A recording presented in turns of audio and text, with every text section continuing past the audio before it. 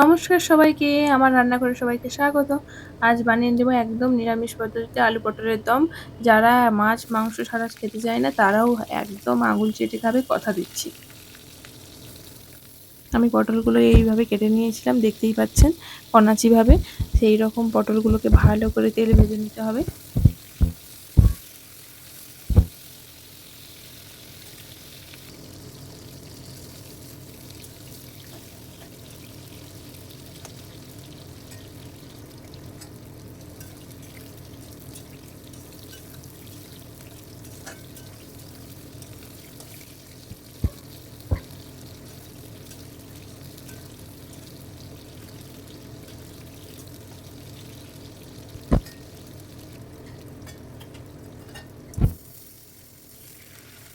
আমার পটলগুলো একদম ভাজা কমপ্লিট, নামিয়ে নেব।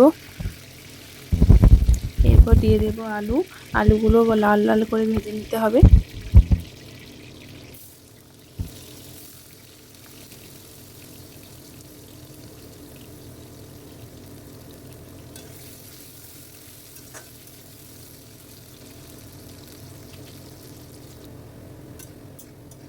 আমার আলুগুলো লাল লাল করে ভাজা হয়ে গেছে, আপনারা দেখতেই পাচ্ছেন। আমি তুলে নিলাম। এরপর কড়াইতে যে তেলটা বেঁচেছে তাতে আর একটু পরিমাণ তেল দেব।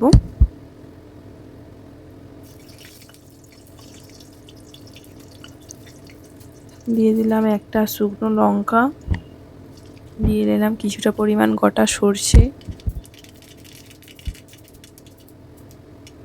দিয়ে দিলাম একটু তেজপাতা একটা,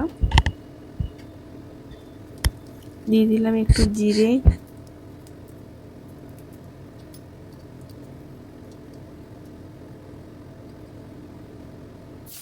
দিয়ে দিলাম কয়েক টুকরো টমেটো।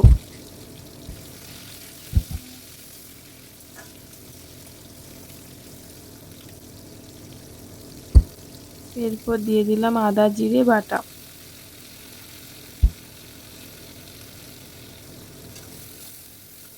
ভালো করে মশলাটা কষিয়ে নিতে হবে।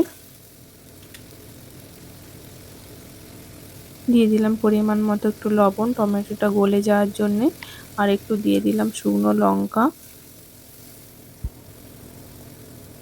দিয়ে দিলাম হলুদ লঙ্কা গুঁড়ো,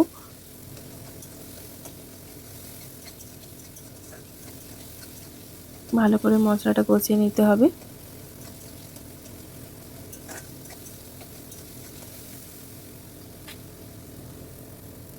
আপনারা যত মশলাটাকে সুন্দরভাবে কষাবেন খেতেও সুন্দর হবে।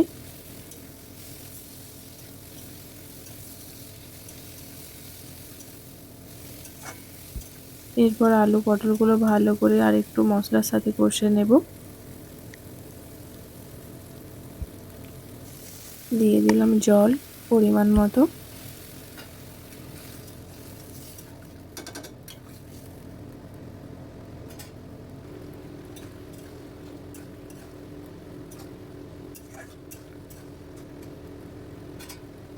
আমি তো ভীষণ মানি যে যত্ন সহকারে রান্না করলে যে কোনো রান্নাই হোক না কেন এটা সত্যিই সুন্দর হয় খেতে। আমি দিয়ে দিলাম একটু গরম মশলা।